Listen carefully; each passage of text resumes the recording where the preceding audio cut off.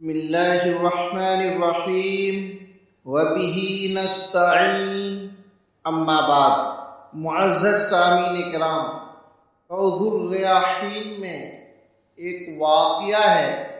شیخ عبد الواحد بن زید رحمۃ اللہ علیہ فرماتے ہیں کہ ایک مرتبہ ہم نے جہاد کی تیاری کی۔ میں نے اپنے ساتھ والے رفیقوں سے کہا کہ جہاد کے فضائل میں ہر ایک شخص دو آیتیں پڑھنے کے لیے تیار ہو جائیں۔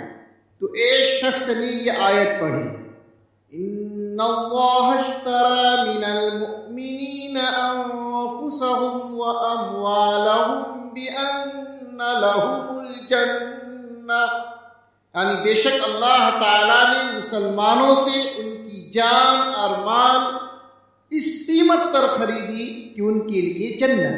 یہ آیت سن کر ایک لڑکا جو 14-15 برس کی عمر کا تھا اور اس کا باپ بہت سا مال چھوڑ کر مر گیا تھا، کھڑا ہوا اور کہا، اے عبد الواحد، کیا اللہ تعالیٰ نے مسلمانوں کی جان و مال جنت کے بدلے خرید لی؟ شیخ نے فرمایا، ہاں بے شک اس نے خریدی۔ اس نے کہا، تو میں گواہ کرتا ہوں کہ میں نے اپنا مال اور جان جنت کے بدلے میں بیچ دی۔ میں نے کہا، دیکھ، خوب سوچ سمجھ لے، تلوار کی دھار بڑی تیز ہوتی ہے اور تو بچہ ہے، مجھے خوف ہے کہ شاید تجھ سے یہ نہ ہو سکے اور عاجز ہو جائے۔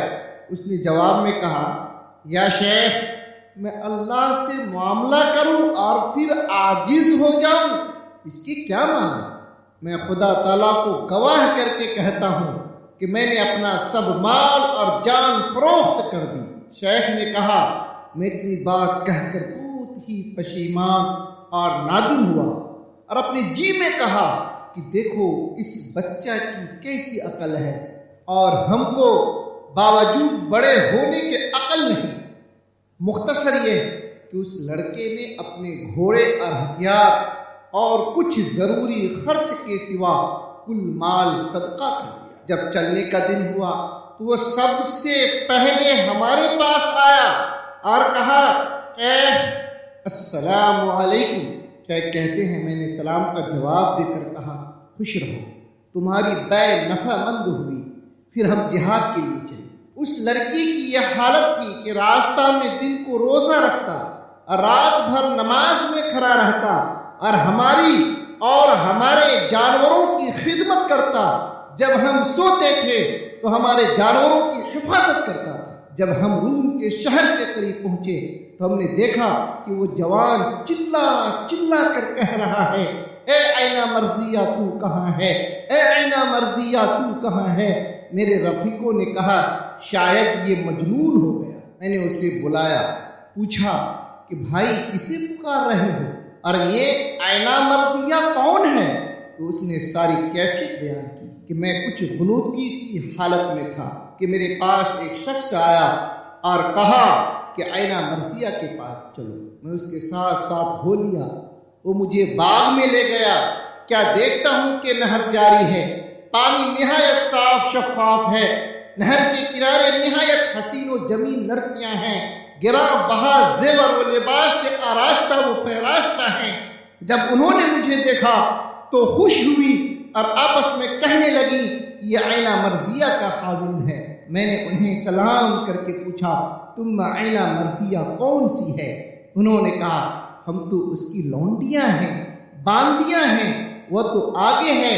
میں آگے گیا تو ایک نہایت عمدہ باغ میں لذیذ و ذائقہ دار دودھ کی نہر بہتی دیکھی اور اس کے کنارے پر پہلی عورتوں سے زیادہ حسین عورتیں دیکھی۔ انہیں دیکھ کر تو میں مفتون ہو گیا۔ وہ مجھے دیکھ کر بہت خوش ہوئی اور کہا، یہ اینا مرضیہ کا خاوند ہے۔ میں نے پوچھا، وہ کہاں ہے؟ کہا، وہ آگے ہے، ہم تو اس کی خدمت کرنے والی ہیں، تم آگے جاؤ۔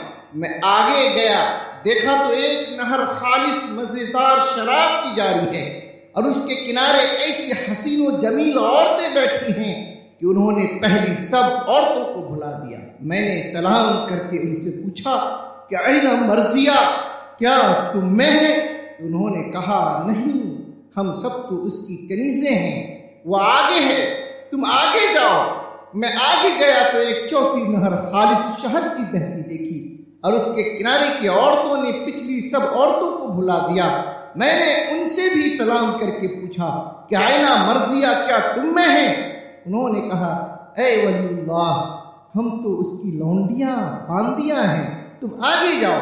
میں آگے چلا تو دیکھتا ہوں ایک سفید موتی کا خیمہ ہے، اور اس کے دروازے پر ایک حسین لڑکی کھڑی ہے، اور وہ ایسے عمدہ زیور و لباس سے آراستہ ہے کہ میں نے آج تک کبھی نہیں دیکھا۔ جب اس نے مجھے دیکھا تو خوش ہوئی اور خیمہ میں پکار کر کہا اے آئینہ مرضیہ، تمہارا خاوند آ گیا۔ میں خیمہ کے اندر گیا تو دیکھا ایک جڑاؤ سونے کا تخت بچھا ہوا ہے، اس پر آئینہ مرضیہ جلوہ افروز ہے۔ میں اسے دیکھتے ہی فریفتہ ہو گیا۔